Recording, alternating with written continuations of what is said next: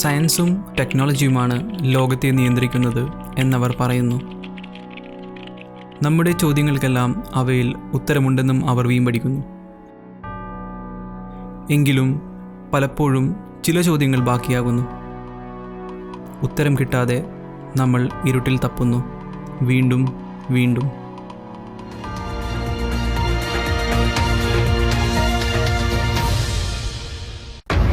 Hello, I'm Yalda Hakim with BBC World News. Our top stories.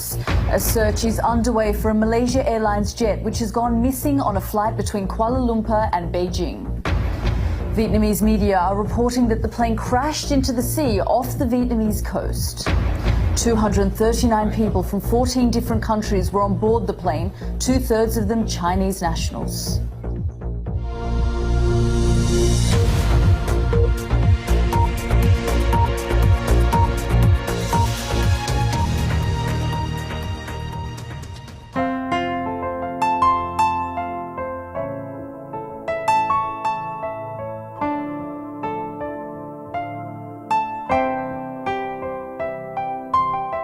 Sam, ദുബായിൽ സ്വന്തമായി IT firm തുടങ്ങി വിജയിച്ച് മുന്നേറുന്ന സോഫ്റ്റ്വെയർ പ്രൊഫഷണൽ.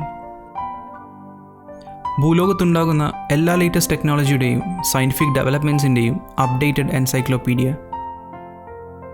ഞങ്ങൾ ഫ്രണ്ട്സിന് IT റിലേറ്റഡ് എന്ത് ചോദ്യങ്ങൾക്കും അവനായിരുന്നു RAM, റെഡി ആക്സസിബിൾ മെമ്മറി. സാമിനെ പോലുള്ള ബുദ്ധിജീവികൾ ഉള്ളതുകൊണ്ട് ഞങ്ങൾ ബിഗിനേഴ്സ് രക്ഷപ്പെട്ടു പോകുന്നു എന്ന് പറഞ്ഞാലും ഓവറാവില്ല.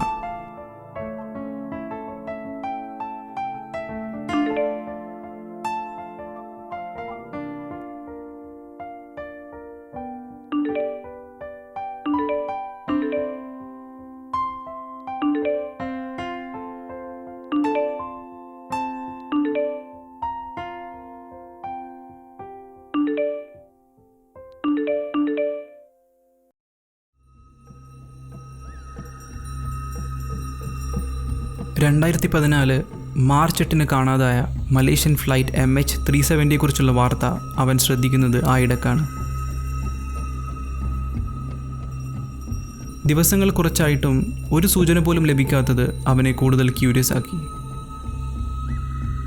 ഒരു ടെക് ലവർ ആയതുകൊണ്ട് തന്നെ പലരും ചെയ്യുന്നത് പോലെ വെറുമൊരു വാർത്ത മാത്രമായി കണ്ട് അതിനെ തള്ളിക്കളയാനും അവന് തോന്നിയില്ല. MH370 is still missing after a few days, and about 239 people are on that flight. And it's led to a number of conspiracy theories as to where the plane disappeared, how it disappeared, and now it turns out that there were 2 passengers on that plane that were traveling with a stolen passport. But before we get to that, I want to share some of the theories that people have, some of which are insane. So one theory is that it was hijacked by terrorists that had fake passports. I think that that's plausible given the fact that they were stolen, and also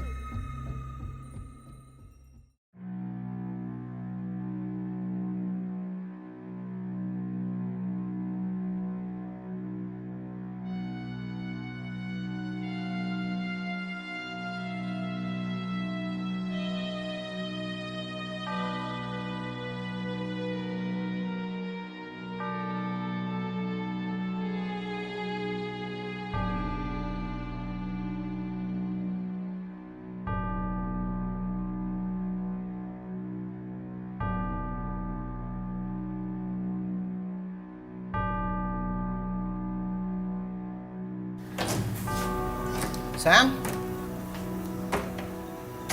What's this, man? What's happening here? No calls, no replies even?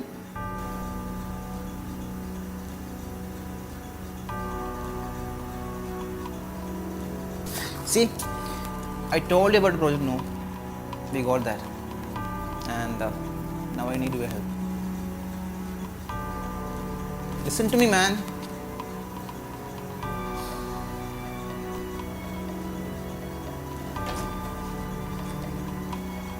There are much bigger problems here.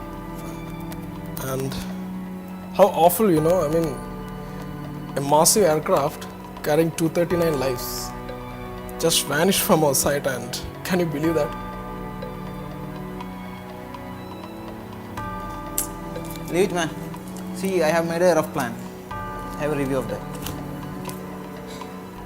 See, it's 30 days already, and what the VP of airline says, they are still in search of this aircraft, it seems, and you got all these satellites, radars and everything tracking the system, and this aircraft just vanished out of our sight. And can you believe that, man? I mean, in 2014 an aircraft just disappeared like that. This is weird, isn't it? See, Sam, this is disgusting. I'm talking about our project now. And this Malaysian flight, 239 lives, there are people out there for all the stuffs. You do one thing, just review this one and give it to me ASAP.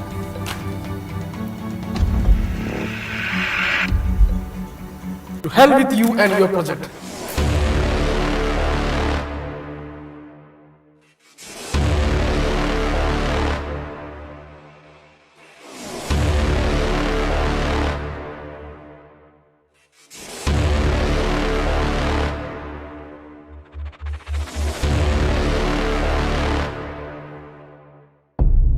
Flight കാണാതായി എന്നതിനേക്കാൾ താൻ അഭിമാനിക്കുന്ന latest sophisticated instruments ഒന്നും ചെയ്യാൻ കഴിയാതെ മിഴിച്ചു നിൽക്കുന്നതാണ് സാമിനെ കൂടുതൽ അസ്വസ്ഥനാക്കിയത്.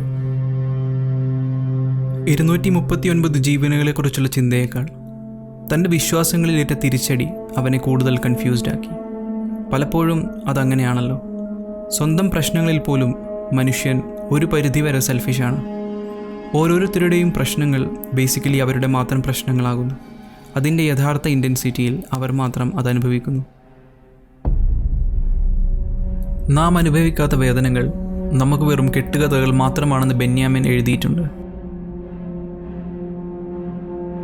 ചിലപ്പോഴൊക്കെ നാം അനുഭവിക്കുന്ന വേദനകളും മറ്റുള്ളവർക്ക് വിചിത്രമായോ അനാവശ്യമായോ കെട്ടുകഥയായോ ഒക്കെ തോന്നാം. സാമിൻ്റെ കാര്യത്തിൽ സംഭവിച്ചതും അതായിരുന്നു.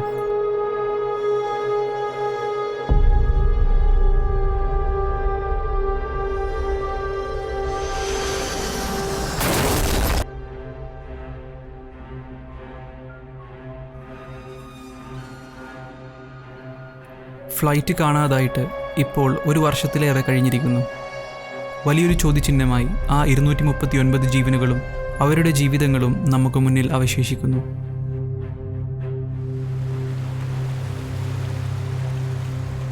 സാം ഇപ്പോൾ ഒരു തിരിച്ചറിവിലാണ്. താൻ ഉറച്ചു വിശ്വസിച്ച സയൻസിനും ടെക്നോളജിക്കുമെല്ലാം മീതെ ഒരു ഇറ്റേണൽ പവർ ഉണ്ടെന്നുള്ള തിരിച്ചറിവിൽ. കർത്താവെന്നോ ദൈവമെന്നോ അള്ളാഹു എന്നോ ഒക്കെ പലരും അതിനെ വിളിക്കുന്നുവെന്ന് മാത്രം. സൗഭാഗ്യങ്ങൾക്ക് വേണ്ടി വഴിപാടർപ്പിക്കാനും ദൗർഭാഗ്യങ്ങൾക്ക് പഴിചാരാനും മാത്രമുള്ള ഒന്നിനേക്കാൾ ഇറ്റേണലായൊരു എൻറ്റിറ്റി. അതിനു മുന്നിൽ താൻ വെറും നിസ്സാരനും നിസ്സഹായനും. മറ്റൊരു ചിന്തയും കൺവിൻസിംഗ് ആയുള്ളൊരു സൊല്യൂഷനായി ആക്സെപ്റ്റ് ചെയ്യാൻ സാമിന് കഴിഞ്ഞില്ല. ഈ റിയാലിറ്റി ഉൾക്കൊള്ളുമ്പോൾ തന്നെ നമ്മുടെ ലൈഫ് പീസ്ഫുൾ ആകുന്നു. കാരണം നമുക്കുത്തരം കിട്ടാത്ത ഒരുപാട് ചോദ്യങ്ങളും ഈ ലോകത്തുണ്ട് എന്നത് തന്നെ. 239 യാത്രക്കാരുമായി കാണാതായ ആ മലേഷ്യൻ ഫ്ലൈറ്റിനെ പോലെ.